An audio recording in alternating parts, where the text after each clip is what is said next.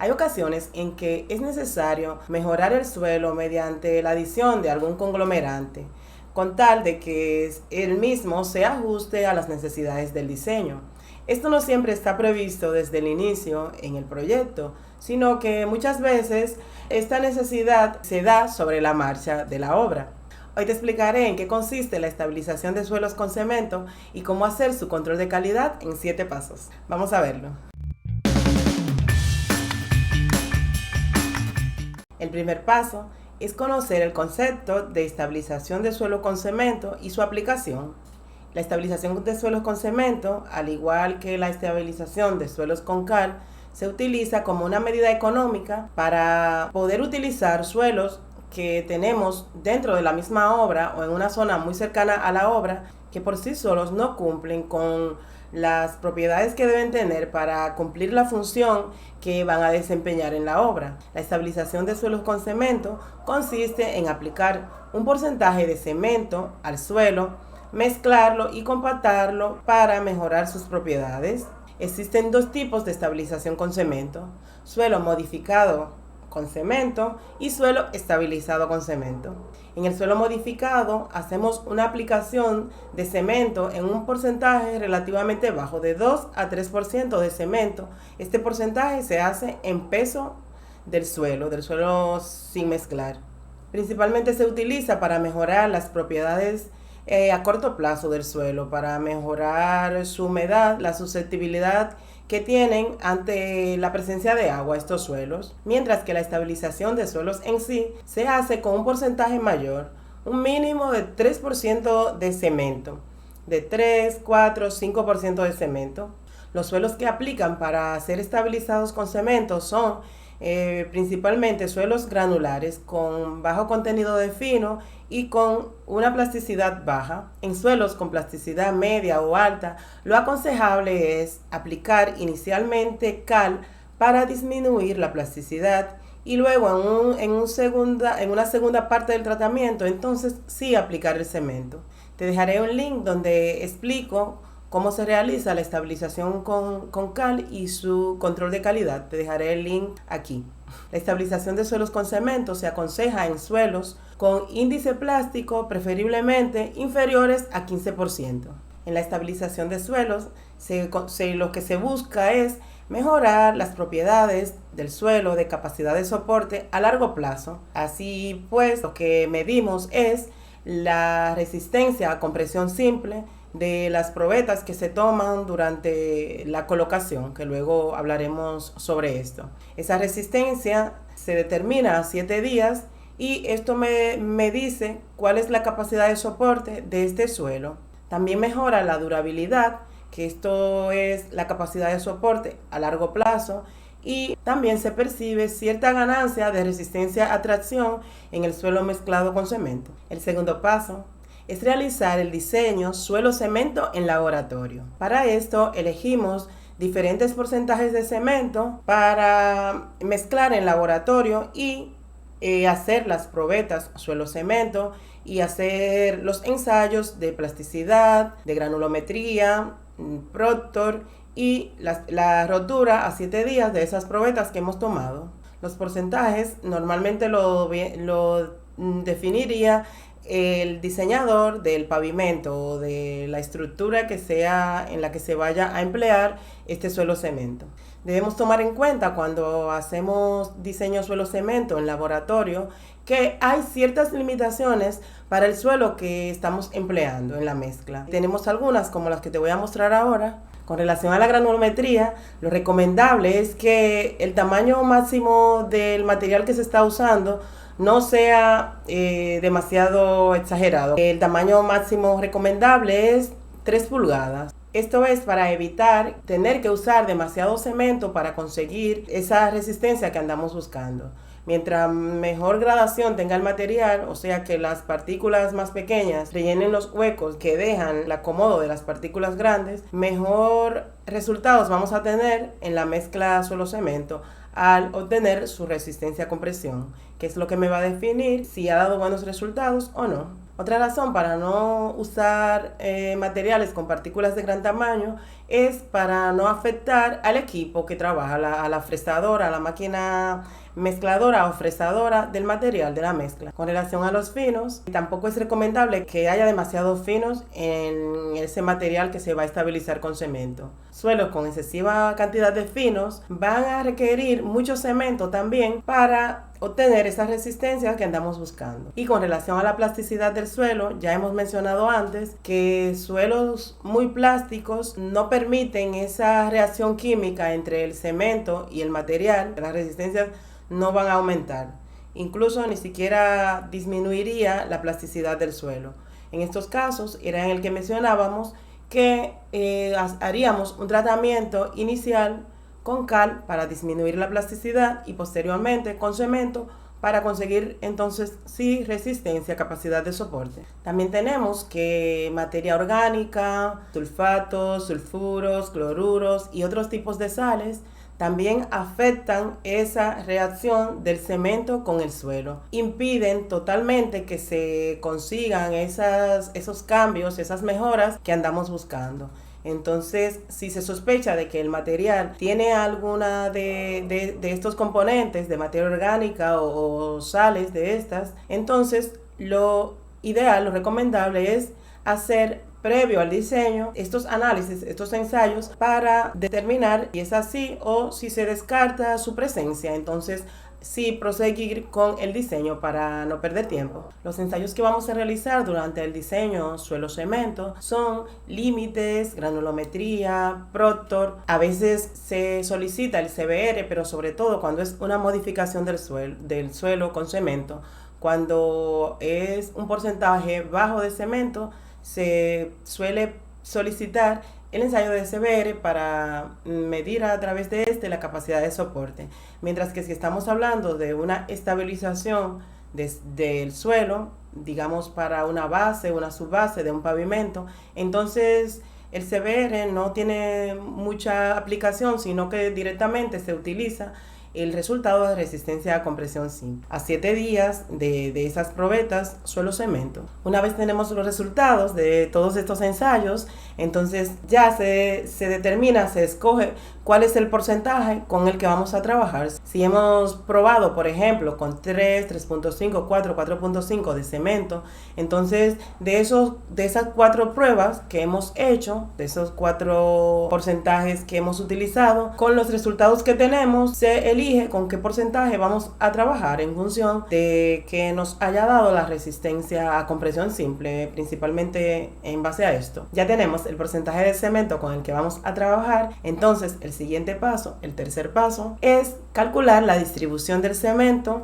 que vamos a emplear en campo. Para calcular esa distribución, lo que hacemos es, asumamos, por ejemplo, que el valor elegido de porcentaje de cemento ha sido 3.5. Yo tengo el valor del Proctor del suelo sin mezclar, del suelo, digamos, natural, pero más bien, porque no necesariamente es natural, puede ser un suelo triturado, aún sin mezclar. Ese Proctor, que es la densidad máxima de ese suelo, lo multiplicamos por 3.5, ya que dijimos que ese 3.5 es un porcentaje en peso del suelo sin mezclar. Y entonces con esto calculamos en función del peso que tenemos por funda, saco, bolsa de cemento. Si el peso de esa unidad empacada de cemento es de 42.5 kilogramos, entonces vamos a tener que ese peso de cemento que nos ha dado ese porcentaje, ese 3.5%, nos ha dado un peso total de cemento, que en este caso ha sido 66.5. Esto, como las fundas pesan 42.5, divido 66 entre los 42.5. Esto me da la cantidad de fundas de cemento que voy a necesitar para un metro cúbico de suelo. En este ejemplo ha dado 1.56 fundas por metro cúbico, por metros cúbicos. Entonces lo siguiente ya es hacer lo que llamamos regla de 3. Si esto me ha dado para un metro cúbico, entonces para el volumen que yo voy a estabilizar en obra, ¿qué cantidad de fundas necesitaría? Y esto nos está dando que vamos a necesitar un total de 468 fundas de cemento. Entonces esto lo distribuimos en el área en la que vamos a trabajar, en esa superficie, ancho por esa longitud, y esto me dice la distribución del cemento en cuadrículas que luego marcaremos en campo e iremos colocando una funda por cada una de estas cuadrículas. Así se calcula la distribución. Si tienes alguna duda de esto, me lo dejas en los comentarios. Entonces pasamos al paso número 4, que es hacer la distribución del cemento tal como hemos calculado en el paso anterior y hacer el mezclado del suelo cemento con la fresadora, con la máquina estabilizadora, fresadora. Entonces, para esto lo que vamos a tomar en cuenta principalmente es la humedad que tenga el suelo y el tiempo de ese mezclado, porque de ello va a depender que alcancemos ese resultado que necesitamos de resistencia a compresión. La humedad, lo más recomendable es que sea la óptima o cercana a la óptima, preferiblemente que esté un poco por debajo y no por encima. Esto es porque con la humedad se va a conseguir la hidratación del cemento y esa trabajabilidad que necesitamos para hacer un mezclado bien homogéneo. Ese mezclado tiene que ser bastante completo, homogéneo. Sin embargo, ese tiempo que tardamos en el mezclado debe ser controlado, porque no podemos permitir que inicie esa formación de cristales del cemento, ya que cuando iniciemos con la compactación, esos cristales vamos a romperlo con el rodillo y esto afectará a la resistencia final, por lo que este tiempo debemos acordarlo y fijarlo en el plan de ensayos, en el plan de autocontrol o en el plan de calidad de la obra, porque es uno de los factores más delicados de esta actividad constructiva. Este tiempo suele andar por 2 horas, 2 horas y media, menos de 2 horas, 1 hora y media, pero no mucho más allá, para evitar estos problemas que tienen consecuencias muy desagradables, porque si nos queda mal el mezclado suelo-cemento, si las resistencias no cumplen, no hay arreglo. Esa mezcla suelo-cemento no vuelve atrás, no tiene arreglo. Solo es retirarlo y volverlo a hacer. En ocasiones podría reestabilizarse, pero no siempre funciona. El quinto paso es el muestreo del suelo mezclado ya con cemento para hacer ensayos en laboratorio. Estos muestreos debieron realizarse antes también al suelo sin estabilizar en la misma zona, en los mismos puntos donde se tomó una muestra sin estabilizar. Ahí mismo se tomaría la muestra del suelo ya mezclado a fin de poder comparar resultados de antes y después. Los ensayos que vamos a realizar a estas muestras son límites, granulometría, Proctor, resistencia a compresión simple. En algunas ocasiones también se solicita ensayo de CBR, a veces se solicita ensayo de permeabilidad. Ya estos serían casos más especiales donde el diseñador necesita conocer estos datos para su diseño. Con relación a la plasticidad, lo normal es que se reduzca la plasticidad del suelo una vez mezclado con cemento. Si estamos hablando de plasticidades bajas, menores de 15% o menores a 10%, estas van a reducir considerablemente, incluso pueden llegar a convertirse en un suelo no plástico. Con relación a la granulometría, esta sufre pequeños cambios, no muy notorios, pero puede que con el paso de la fresadora, de la máquina que mezcla el suelo con el cemento, algunas partículas de suelo se fracturen en este proceso. Entonces, al hacer la granulometría, en introducir ambas curvas en el entorno granulométrico, vamos a notar una ligera diferencia entre ambas curvas. Normalmente es más fino el material una vez mezclado. Y con relación a la resistencia a compresión, se debe verificar si se ajusta al diseño, a lo que se espera. El sexto paso es la compactación de esa mezcla de suelo-cemento. Aquí vamos a considerar que es también muy importante la humedad de compactación. También debe ser cercana a la óptima, más o menos 2%. La densidad requerida normalmente es cerca de 97-98% mínimo. La densidad, la compactación del suelo es sumamente importante para poder lograr la resistencia a compresión simple, porque si yo no compacto lo suficiente, lo necesario, vamos a tener unos espacios vacíos ocupados por aire, que esto se va a ver reflejado directamente en la resistencia a compresión del suelo. Si me dejo huecos, voy a tener una resistencia más baja. Para la compactación de esta mezcla suelo-cemento se suele usar un rodillo liso vibrador. Te dejaré aquí un link de un vídeo donde explico sobre la compactación de los suelos y los compactadores diferentes que se utilizan para cada tipo de suelo.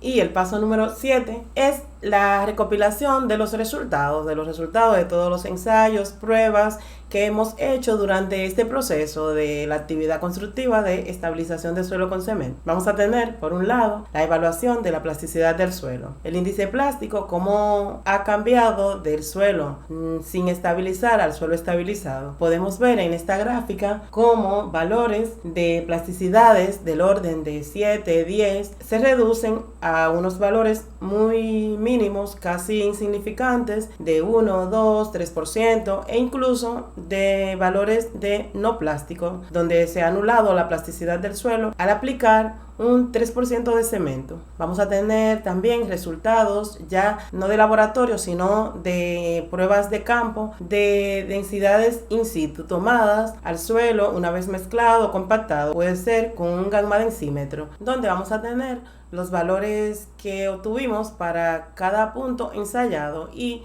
una línea donde tenemos el mínimo requerido. Entonces ahí podemos darnos cuenta de inmediato si todos los valores cumplieron o no con lo que se andaba buscando.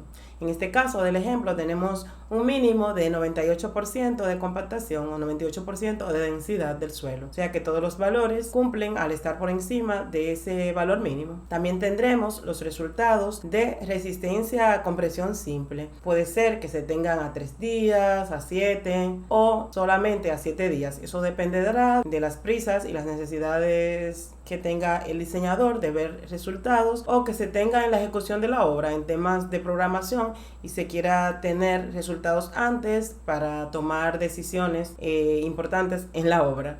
Si hay muestras para ensayo a 28 días, también se ensayan y se tiene ese historial de resistencia. Se hacen unas gráficas de resistencia a 3, 7 y 28 días, aunque la resistencia que normalmente se utiliza para liberación, para aprobación de la mezcla, es la resistencia a 7 días. Una vez terminada la estabilización del suelo, lo ideal es que no se permita el paso de vehículos, que esto es muy difícil de controlar en la obra, pero si hay una necesidad de paso, lo ideal es que se espere a 7 días, que ya en ese momento sabemos las resistencias si se han alcanzado y ya ha pasado un tiempo suficiente para que el suelo estabilizado tenga esa capacidad de soporte que necesita para permitir ese paso de vehículos, pero además que se haga algún tipo de tratamiento superficial a este suelo estabilizado para evitar que haya roturas, que haya fallas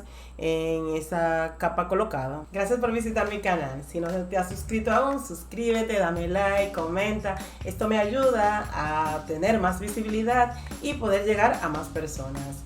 Gracias por estar por aquí. Sin más, hasta la próxima. Chao.